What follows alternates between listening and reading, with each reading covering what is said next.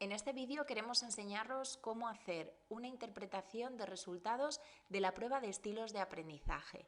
En primer lugar, veremos la importancia de aplicar esta prueba en los colegios. En segundo lugar, profundizaremos sobre los conceptos sobre los que vamos a trabajar y continuaremos ya con la interpretación en sí. Veremos un grupo, veremos los resultados de ese grupo y después analizaremos un alumno en concreto. En primer lugar, hablar sobre la importancia de aplicar esta prueba en los colegios. Es una prueba que da una grandísima información para regular el proceso de enseñanza y aprendizaje. A los docentes les estamos dando información de cómo es su grupo, cómo percibe mejor la información. Manejar todos estos conceptos le va a ayudar a regular y a utilizar unas estrategias mucho más efectivas para que los alumnos capten mejor la información que les quiere transmitir. A los alumnos poder facilitarles este conocimiento de sí mismos les va a ayudar y a orientar a regular su proceso de aprendizaje.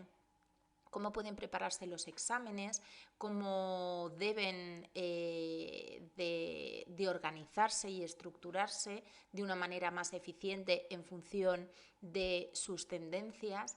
Y a los padres les vamos a dar una información muy difícil de conseguir por otras vías, una información de sus hijos de cómo aprenden.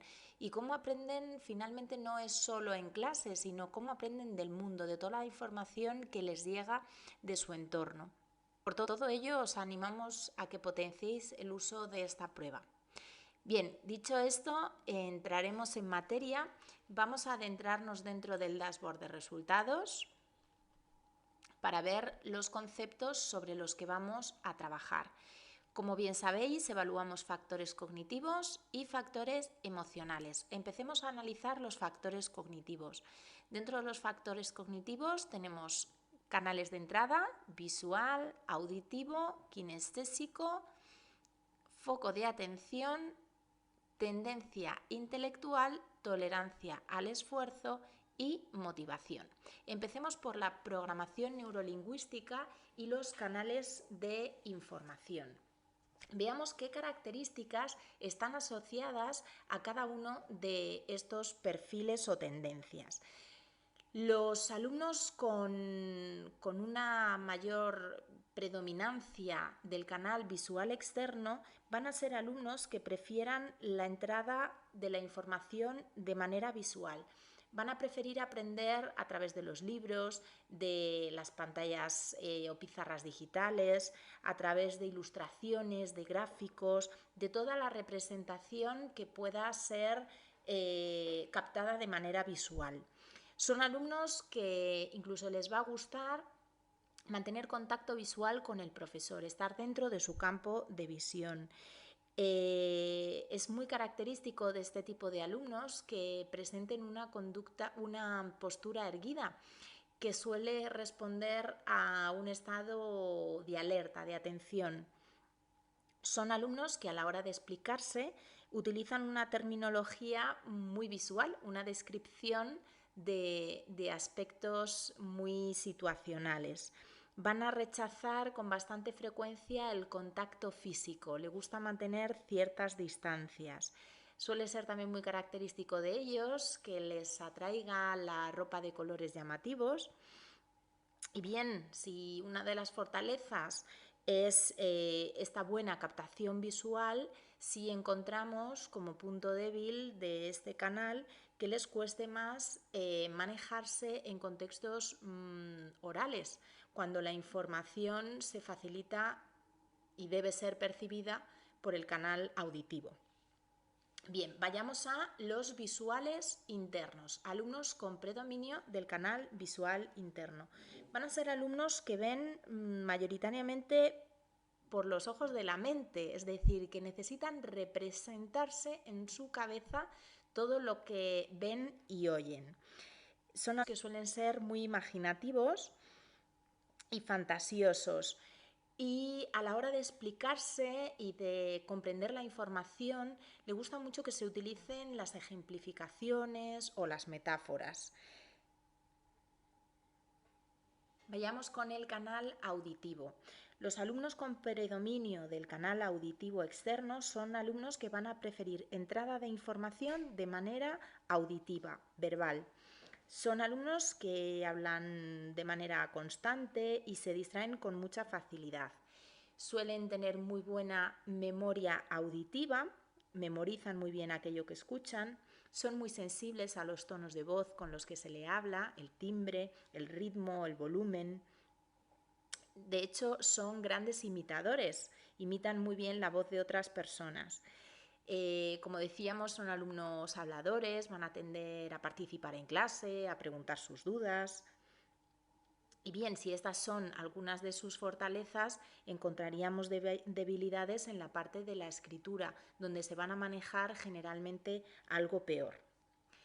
En cuanto al canal auditivo interno, podemos decir que son alumnos que se hablan mucho interiormente a sí mismos, mantienen diálogos internos, lo que hace que suelen estar pues, más callados, que sean más reflexivos, y sus distracciones se deben a estar ensimismados en sus propios pensamientos.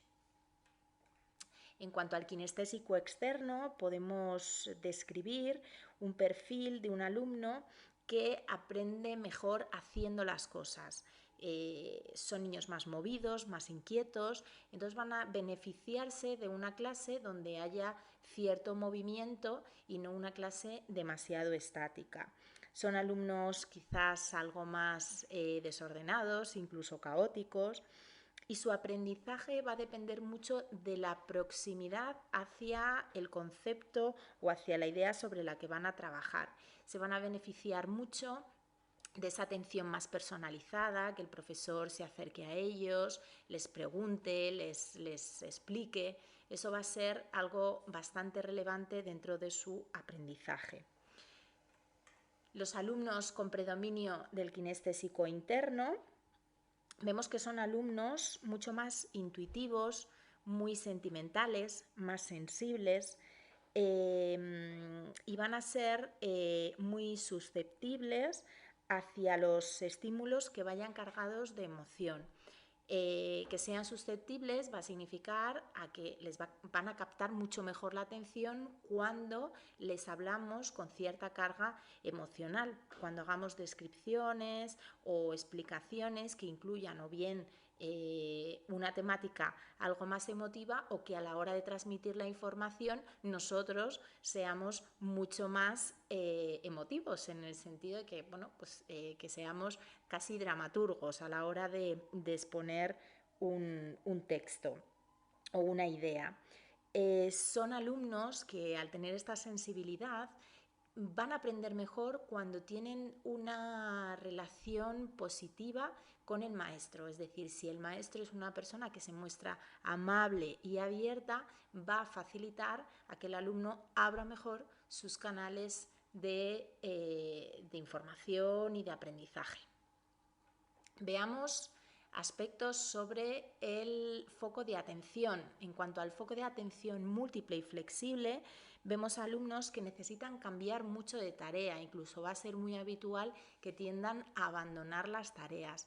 Son alumnos que se manejan bien a pesar de las distracciones, que no son muy sensibles a ellas, ni tampoco a ciertas incomodidades o posibles incomodidades físicas, como puede ser el hecho de las condiciones ambientales, el que haga calor, que haga frío, no les importa demasiado. Sin embargo, los alumnos con foco de atención único necesitan muchísima más concentración, van a sentir molestia por la presencia de ruidos u otros distractores. Son alumnos que se van a centrar en una tarea, que van a trabajar mejor solos, ya que son muy metódicos y les va a gustar seguir mejor su propio sistema, en contraposición a lo que nos encontramos en el foco de atención múltiple, que se manejan mucho mejor cuando están en grupo. Les resulta mucho más entretenido, más divertido y es una fuente de disfrute y, por tanto, pues se convierte en una actividad agradable para el alumno, lo cual también, que sea una actividad agradable, abrirá las puertas hacia el aprendizaje, a pesar del coste de las distracciones. Veamos las tendencias intelectuales.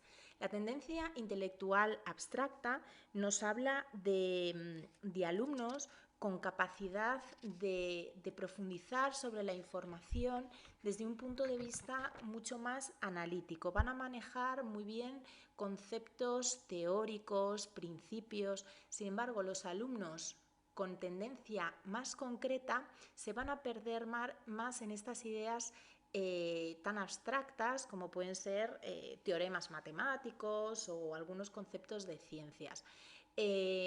Son alumnos que se manejan mejor en lo manipulativo, en aquello que pueden ver, en aquello mucho más concreto. El siguiente aspecto que vemos es la tolerancia ante el esfuerzo y a la frustración. Aquí vemos alumnos muy perseverantes, que son capaces de motivarse a sí mismos, que son capaces de retarse con actividades que suponen desafíos para sí mismos y que son capaces de ponerse metas a largo plazo y mantener el trabajo de una manera constante. Por último, en los factores emotivos tenemos la motivación intrínseca, que estaría relacionada con la motivación por la tarea en sí misma. No necesitamos, como en el caso de la motivación externa o extrínseca, reforzadores externos como los padres, profesores, que nos estén elogiando, que nos premien por lo que hacemos. Toda la responsabilidad del proceso de aprendizaje la incorpora el alumno en sí mismo y valora sus logros hacia sí mismo. Convierte una tarea de aprendizaje en una tarea o en una actividad de autorrealización personal. Y será un alumno que se responsabilice tanto de sus éxitos como de sus fracasos. Sin embargo, como veíamos, ante alumnos con motivación extrínseca, esa responsabilidad no la tienen tan clara. Tienden a responsabilizar al exterior, a aquellos que son los que le están supervisando y guiando y son quienes les organizan tanto los premios como los castigos o consecuencias. Será sobre ellos, sobre quienes deposite la responsabilidad de sus éxitos o fracasos. Es decir, que me haya salido mal un examen se puede deber a que he tenido mala suerte o bien a que mi padre no estuvo conmigo ese día ayudándome o que el profesor no supo explicarlo bien. Bien, hasta aquí estos son todos los conceptos sobre los que vamos a trabajar en la interpretación de esta prueba. Como bien sabéis, lo primero que haríamos es analizar la información a nivel grupal. Generalmente esta presentación de resultados se la vamos a dar a un tutor y nuestro objetivo es ayudarle y facilitarle en su labor.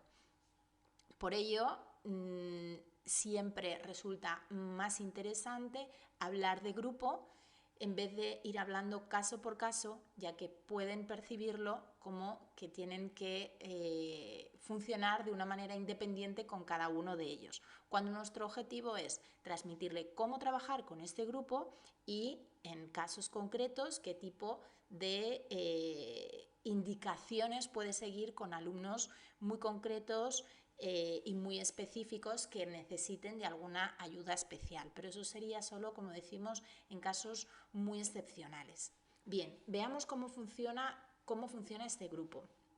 En cuanto a los canales visuales, vemos que están quizás algo parejos, pero con un predominio que tiende a la alza en el visual interno, con lo cual nos encontramos con una clase que va a ser quizás algo más lenta y más reflexiva en sus respuestas, que va a necesitar que vayamos con calma, porque se va a representar en su mente todos esos conceptos sobre los que trabajemos en el aula. En cuanto a los canales auditivos, vemos de nuevo un predominio del auditivo interno. El auditivo interno estamos en la misma línea. Los alumnos van a repetirse mentalmente y van a tener discusiones o debates mentales y no los van a compartir tanto con el resto del grupo. Con lo cual es bueno en un grupo como este dejarles tiempo para pensar, para reflexionar y luego después hacer una puesta en común. En cuanto al canal kinestésico, es una clase, como vemos, muy tranquila, porque aquí nos encontramos puntuaciones entre medias y bastante bajas en el kinestésico externo, con lo cual es una clase que no necesitamos incluir demasiado el movimiento y están bien tranquilos, en posiciones más fijas y más estables. Sin embargo, vemos puntuaciones bastante altas en casi todos los miembros del grupo en cuanto al canal kinestésico interno, es decir, nos encontramos frente a una clase bastante sensible y emotiva, con lo cual es importante ese trato agradable, próximo, cercano. Si utilizamos un ambiente muy agresivo, muy desde el castigo, es posible que estos alumnos se nos bloqueen y cierren sus canales hacia el aprendizaje. En cuanto al foco de atención, vemos que está bastante repartido entre el foco múltiple y el foco único de atención. Vemos que tenemos bastante equilibrado, es decir, son capaces de trabajar bien en cualquiera de las dos situaciones, con lo cual potenciaremos las dos, no habría ninguna necesidad de ajustar el tipo de tareas en función de este foco de atención. En cuanto a la tendencia intelectual, vemos un predominio de la tendencia concreta. Les va a costar manejar teorías y principios, necesitamos darle la información de manera mucho más cercana y próxima. Para ello nos ayudan muchísimo hoy en día las nuevas tecnologías. Tenemos cantidad de aplicaciones para poder traer aquellos conceptos que tenemos que imaginar, abstractos, traerlos a algo más tangible y concreto. Vemos una clase con muy buena tolerancia al esfuerzo, muy positivo este factor. Y en cuanto a la motivación, concordando con esa tendencia al esfuerzo, vemos una motivación intrínseca. No tenemos que introducir excesivos premios ni castigos, porque no es una clase especialmente dependiente hacia este tipo de reforzadores, sino que podemos retarles, ya que van a funcionar mejor desde los desafíos y desde su propia autorrealización. Bien, esta es la información que podemos analizar como grupo. Una vez que nosotros hemos explicado muy bien cada uno de los conceptos, como veis, es tremendamente sencillo analizar un grupo. Veamos a nivel individual y busquemos algún alumno con puntuaciones intermedias. Por ejemplo, vamos a ver. Aquí tenemos una alumna con puntuaciones bastante intermedias. Para hacer la explicación, aunque tenéis aquí todo el informe tremendamente detallado, por ejemplo, si pinchamos sobre programación neurolingüística, tenemos todos los canales y si vemos la explicación, nos da toda la información de qué riesgos tiene estar en esa polaridad, cuáles van a ser las asignaturas donde va a tener un mejor desempeño y un peor desempeño, en qué manera se expresan estas características y qué sugerencias metodológicas os proponemos, y así con cada uno de los factores. Sin embargo, yo para hacer una interpretación os sugiero que os situéis dentro del resumen solo docentes.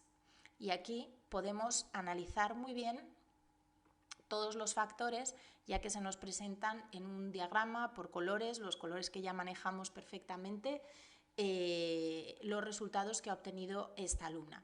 Y aquí vemos que es una alumna con predominio del canal visual interno. Es una niña que no necesita demasiado esa representación visual externa, ya que todo lo va a manejar, toda esa información la van a manejar de manera mucho más interna. Es decir, también va a ser algo más lenta en el procesamiento de la información, ya que necesita analizarlo y buscar esas imágenes dentro de su cabeza. En cuanto al canal auditivo, parece que está bastante equilibrado, con tendencia, podemos decir, media-alta. Y bien, es una alumna que capta y utiliza ese lenguaje interno. Se va a manejar de manera muy aceptable ante la información oral. En cuanto al área kinestésico, vemos que es una niña muy tranquila, que necesita muy poco movimiento, sin embargo que es muy sensible, muy emocional. Es importante tener una muy buena relación con ella. Si la presionamos, es posible que se nos bloquee. Vemos aquí diferencia entre el foco de atención, vemos un predominio bastante significativo del foco de atención único, lo que significa que esta niña va a necesitar un espacio tan tranquilo como el que ella genera. Va a necesitar trabajar en un espacio tranquilo, sin ruidos, donde bueno, sus necesidades básicas estén cubiertas y ella se encuentre cómoda. En cuanto a la tendencia intelectual, vemos un predominio, aunque no con un salto demasiado significativo, es decir, puede manejar la información en cualquiera de las dos variables, pero sí parece que tiene cierta facilidad para manejar la tendencia abstracta y los conceptos de manera abstracta. Vemos que es una alumna con una gran tolerancia al esfuerzo y una muy buena motivación intrínseca. Bien, todo esto que vemos aquí, pues una niña muy sensible, muy trabajadora. Tendremos que seguir cómo es su rendimiento, ver cómo acepta esta alumna los fracasos, si es demasiado autoexigente. En principio no nos debería preocupar, pero sí es importante seguirla, ya que nos llama la atención el que pueda ser una alumna pues demasiado introvertida y que se exija demasiado. Es una alumna que, si recordáis, es de cuarto de primaria, le queda un grandísimo recorrido académico y bien, nuestro objetivo es ayudarles de manera integral y que vayan creciendo y aprendiendo de manera equilibrada. Por ello es tan importante este test. Como veis, no solo nos da esa información sobre los estilos de aprendizaje, sino de alguna manera nos está dando información de cómo se mueven en el mundo. Bien, espero que os haya sido de utilidad este vídeo. Ya sabéis que estamos en contacto para ayudaros y nos vemos en el próximo vídeo.